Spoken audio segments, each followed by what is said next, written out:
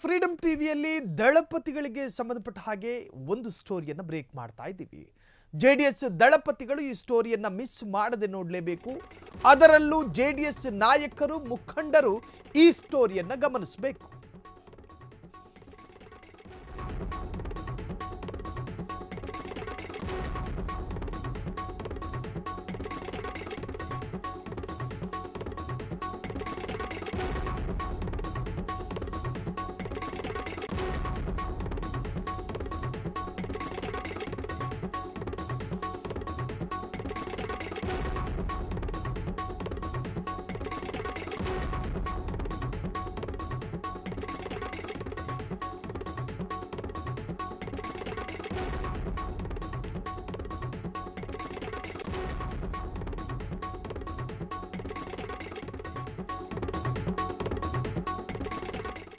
ಸಂಕ್ರಾಂತಿಯ ನಂತರ ರಾಜ್ಯ ರಾಜಕಾರಣದಲ್ಲಿ ಕ್ರಾಂತಿ ಸೃಷ್ಟಿಯಾಗುತ್ತೆ. ಫ್ರೀಡಂ ಟಿವಿಯಲ್ಲಿ ದಳಪತಿಗಳಿಗೆ ಸಂಬಂಧಪಟ್ಟ ಒಂದು ಸ್ಟೋರಿ ಇದು.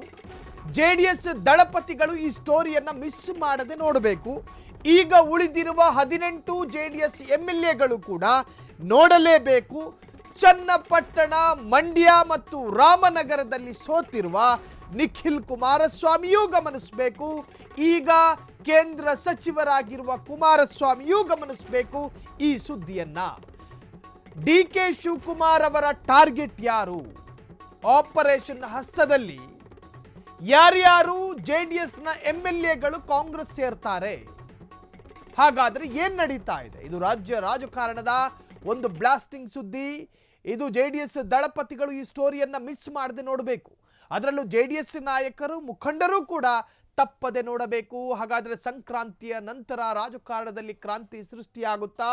13 ಜೆಡಿಎಸ್ ಶಾಸಕರು ಕಾಂಗ್ರೆಸ್ ಅಂಗಳವನ್ನ ಇಣುಕ್ತಾ ಇದ್ದಾರೋ ಅಥವಾ ಜೆಡಿಎಸ್ ಗುಂಪಿಗೆ ಕಾಂಗ್ರೆಸ್ಸಿನ ಬೆಕ್ಕೊಂದು ಹೋಗಿ ಜೆಡಿಎಸ್ನ ಅಳಿದುಳಿದಿರುವ ಎಂಎಲ್ಎಗಳನ್ನ ಕರೆತರುವಂತಹ ಪ್ರಯತ್ನವನ್ನ ಮಾಡ್ತಿದ್ದಾರಾ?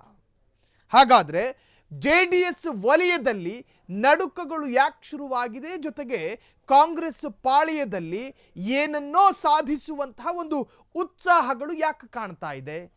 ಕ್ರಾಂತಿಯನ್ನ ಮಾಡಲಿಕ್ಕೆ ಹೊರಟಿದ್ದಾರಾ ಡಿಕೆ ಶಿವಕುಮಾರ್? ಡಿಕೆ ಶಿವಕುಮಾರ್ ಅವರ ಟಾರ್ಗೆಟ್ ಯಾರು? ನಿಜಕ್ಕೂ ಡಿಕೆ ಶಿವಕುಮಾರ್ ದಳಪತಿಗಳನ್ನ ಟಾರ್ಗೆಟ್ ಮಾಡಿದ್ರಾ? ಹಾಗಾದ್ರೆ ಡಿಕೆ ಶಿವಕುಮಾರ್ ಅವರ ರಾಜಕೀಯ ಹೆಜ್ಜೆಗಳು ದಳಪತಿಯನ್ನ ಯಾಕೆ ಭಯಪಡಿಸ್ತಾ ಇದೆ? ಡಿಕೆ ಶಿವಕುಮಾರ್ ಮತ್ತು ದಳಪತಿ ಕುಮಾರಸ್ವಾಮಿಯ ನಡುವೆ ವಾಗ್ವಾದಗಳು ಶುರುವಾಗಿದೆ. ರಾಜ್ಯದಲ್ಲಿ ಜೆಡಿಎಸ್ ಪಕ್ಷವನ್ನ ಮುಳುಗಿಸಿ ಬಿಡುತ್ತಾರಾ ಹಾಗಾದ್ರೆ ಡಿಕೆ ಶಿವಕುಮಾರ್? ಒಂದು ಪ್ರಾದೇಶಿಕ ಪಕ್ಷ ಎಂಬಿ ಪಾಟೀಲ್ ಹೇಳಿಕೆಗೆ ಎಚ್ಚೆತ್ತ ಜೆಡಿಎಸ್ನಲ್ಲಿ ಥಳಮಳ ಶುರುವಾಗಿದೆ. ಜೆಡಿಎಸ್ ಶಾಸಕರನ್ನ ಕಾಂಗ್ರೆಸ್ ಪಕ್ಷಕ್ಕೆ ಕರೆತರುವ ಪ್ರಯತ್ನಗಳು ನಡೀತಿದೆಯಾ? ಹಾಗಾದ್ರೆ ಜೆಡಿಎಸ್ ಶಾಸಕರಿಗೆ ಗಾಳ ಹಾಕಿದ್ರ ಡಿಕೆ ಶಿವಕುಮಾರ್? ಗಾಳ ಹಾಕಿದ್ರ? ದೆಹಲಿಯಲ್ಲಿ ಕೂತು ಜೆಡಿಎಸ್ ಶಾಸಕರಿಗೆ ಗಾಳ ಹಾಕಿದ್ರ? ಒಂದು ಕಡೆ ಕೇಂದ್ರ ಸಚಿವರಾಗಿರುವಂತಹ ಕುಮಾರಸ್ವಾಮಿಗೆ ರಾಜ್ಯದ ರಾಜಕಾರಣದ ಸೂಕ್ಷ್ಮತೆಗಳನ್ನ ಗ್ರಹಿಸೋದು ಕಷ್ಟ ಆಗಿದೆ. ಒಂದು ಕಡೆ ರಾಜ್ಯದ ಜೆಡಿಎಸ್ ರಾಜ್ಯಾಧ್ಯಕ್ಷ ಪಟ್ಟಕ್ಕೆ ಯಾರನ್ನ ಆಯ್ಕೆ ಮಾಡ್ಕೋಬೇಕು ಎನ್ನುವಂತಹದ್ದು ಜೆಡಿಎಸ್ನಲ್ಲಿರ್ತಕ್ಕಂತಹ ಗೊಂದಲ. ಒಂದು ವೇಳೆ ನಿಖಿಲ್ ಕುಮಾರಸ್ವಾಮಿಯನ್ನ ರಾಜ್ಯ ಜೆಡಿಎಸ್ ಅಧ್ಯಕ್ಷನನ್ನಾಗಿ ಮಾಡಿದ್ರೆ ಜೆಡಿಎಸ್ನ ಅದರಲ್ಲೂ ಸ್ವಪಕ್ಷದ ಜಿಟಿ ದೇವೇಗೌಡರು ಇದ್ದಾರೆ, ನಿಖಿಲ್ ಕುಮಾರಸ್ವಾಮಿ ಇದ್ದಾರೆ, ಹೀಗೆ ಸಾಕಷ್ಟು ನಾಯಕರುಗಳಿದ್ದಾರೆ.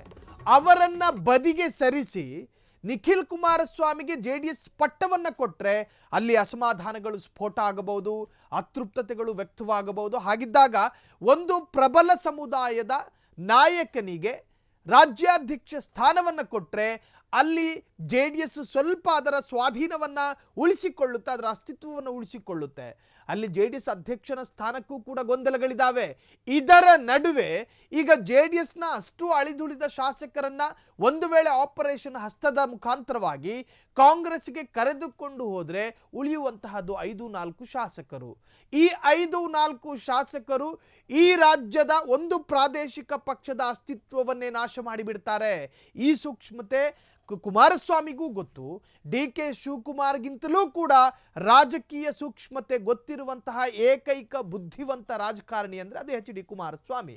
ಅವರು ದೆಹಲಿಯಲ್ಲೇ ಇರಲಿ, ಪಂಜಾಬ್ನಲ್ಲೇ ಇರಲಿ, ರಾಜ್ಯದ ರಾಜಕಾರಣದ ಆಕ್ಟಿವಿಟೀಸ್ಗಳನ್ನು ಕ್ಷಣಾರ್ಧದಲ್ಲಿ ತಾಳ್ಮೆಯಿಂದ ಅಳೆದು ತೂಗಿ ಅದಕ್ಕೆ ರಿಸಲ್ಟನ್ನು ಪಂಜಾಬ್ನಲ್ಲಿ ಕೂತ್ಕೊಂಡೇ ಹೇಳುವಂಥ ಒಬ್ಬ ಶಕ್ತಿಶಾಲಿ ರಾಜಕಾರಣಿ ಅಂದರೆ ಅದು ಎಚ್ ಡಿ ಕುಮಾರಸ್ವಾಮಿ. ಇನ್ನು ವಾಮ ಮಾರ್ಗದ ಮುಖಾಂತರವಾಗಿ ಡಿ ಕೆ ಶಿವಕುಮಾರ್ ಏನು ಬೇಕಾದರೂ ಮಾಡಬಹುದು. ಆದರೆ ವಾಮ ಮಾರ್ಗವನ್ನು ಕೂಡ ತಾಳ್ಮೆಯಿಂದ ಗ್ರಹಿಸಿ ಜೀರ್ಣಿಸಿ ಅದರ ವಿರುದ್ಧವೂ ರಣತಂತ್ರವನ್ನು ರೂಪಿಸುವಂತಹ ಶಕ್ತಿ ಕುಮಾರಸ್ವಾಮಿಗೆ ಇದೆ ಅಂಥೇಳಿ ರಾಜಕೀಯ ವಿಶ್ಲೇಷಕರೇ ಅಭಿಪ್ರಾಯ ಪಡ್ತಾರೆ. ಒಟ್ಟಾರೆ ಸಂಕ್ರಾಂತಿಯ ಬಳಿಕ ರಾಜ್ಯ ರಾಜಕಾರಣದಲ್ಲಿ ಕ್ರಾಂತಿ ಸೃಷ್ಟಿಯಾಗುತ್ತಾ ಎನ್ನುವಂತಹದ್ದು. ಹಾಗಾದ್ರೆ ಆ ಬಿಜೆಪಿ ಶಾಸಕ ಯಾರು? ಎಚ್ಡಿಕೆ ಆ ಶಾಸಕರ ಬಳಿ ಸಹಾಯ ಕೇಳಿದ್ದು ನಿಜಾನಾ? ಆಪರೇಷನ್ ಹಸ್ತ ಅಂತ ಯಾವಾಗ ಚರ್ಚೆ ಶುರುವಾಯಿತು, ಮೂಲಗಳ ಪ್ರಕಾರ ರಮೇಶ್ ಜಾರಕಿಹೊಳಿ ಬಳಿ ಸಹಾಯ ಕೇಳಿದ್ರಂತೆ ಕುಮಾರಸ್ವಾಮಿ. ಡಿಕೆಶಿಗೆ ಟಕ್ಕರ್ ಕೊಡಲು ರಮೇಶ್ ಜಾರಕಿಹೊಳಿ ಸೂಕ್ತ ವ್ಯಕ್ತಿ ಅನ್ನೋದನ್ನ ಖಾತ್ರಿಪಡಿಸಿಕೊಂಡು ರಮೇಶ್ ಜಾರಕಿಹೊಳಿಯನ್ನ ಭೇಟಿಯಾಗಿದ್ದಾರೆ ಕುಮಾರಸ್ವಾಮಿ. ಹೀಗಾಗಿ ಡಿಕೆಶಿಗೆ ಟಕ್ಕರ್ ಕೊಡಲು ರಮೇಶ್ ಬಳಿ ಹೋಗಿದ್ರ ಎಚ್ ಡಿ ಕುಮಾರಸ್ವಾಮಿ. ಕುಮಾರಸ್ವಾಮಿ ತಂತ್ರಗಾರಿಕೆ ವರ್ಕೌಟ್ ಆಗುತ್ತಾ? ಒಬ್ಬ ಅಹಿಂದ ಸಮುದಾಯದ ನಾಯಕ ರಮೇಶ್ ಜಾರಕಿಹೊಳಿ. ಹಾಗಾದ್ರೆ ಆ ಬಿಜೆಪಿ ಶಾಸಕ ಯಾರು ಎನ್ನುವಂತಹದಕ್ಕೆ ಉತ್ತರ ಅದು ರಮೇಶ್ ಜಾರಕಿಹೊಳಿನೇ.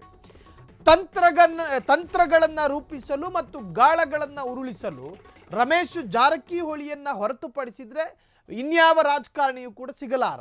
ಅದು ಆಪರೇಷನ್ಗಳಂತಹ ಆಪರೇಷನ್ಗಳಿಗೆ ಈ ತರಹದ ಕ್ಯಾರೆಕ್ಟರ್ಗಳಿಂದ ಒಂದಷ್ಟು ಸಲಹೆಗಳು ಪಡೆಯೋದು ಒಬ್ಬ ರಾಜಕಾರಣಿಯ ಸಲಹೆಯನ್ನು ಕೇಳೋದು ಒಬ್ಬ ರಾಜಕಾರಣಿಯ ಧರ್ಮ. ಆ ಕೆಲಸನ ಕುಮಾರಸ್ವಾಮಿ ಮಾಡಿದ್ದಾರೆ. ರಮೇಶ್ ಜಾರಕಿಹೊಳಿ ಜೊತೆ ಸುದೀರ್ಘವಾಗಿ ಮಾತಿಗಿಳಿದಂತಹ ಕುಮಾರಸ್ವಾಮಿ ಪಕ್ಷದ ಶಾಸಕರು ಆಪರೇಷನ್ ಕಮಲದ ಮುಖಾಂತರ ಹೊರಗೋದ್ರೆ ಏನು ಕಥೆ, ಏನು ಮಾಡಬಹುದು ಮತ್ತು ಇದಕ್ಕೆ ಸೂಕ್ತ ಪರಿಹಾರ ಏನು, ಇದಕ್ಕೆ ಪರ್ಯಾಯ ಮಾರ್ಗ ಏನು, ಇವೆಲ್ಲದರ ಬಗ್ಗೆಯೂ ಕೂಡ ರಮೇಶ್ ಜಾರಕಿಹೊಳಿಯ ಜೊತೆ ಎಚ್ ಡಿ ಕುಮಾರಸ್ವಾಮಿ ಚರ್ಚೆ ಮಾಡಿದ್ದಾರೆ ಎನ್ನಲಾಗ್ತಾ ಇದೆ. ಹಾಗಾದರೆ ಯಾವ ತರಹದ ಚರ್ಚೆಗಳು ನಡೆದಿರಬಹುದು, ಇದರ ಮುಂದಿನ ಫಲಿತಾಂಶ ಯಾವ ತರಹ ವ್ಯಕ್ತವಾಗುತ್ತೆ ಅನ್ನೋದು ಕಾದು ನೋಡಬೇಕು ಅಷ್ಟೇ.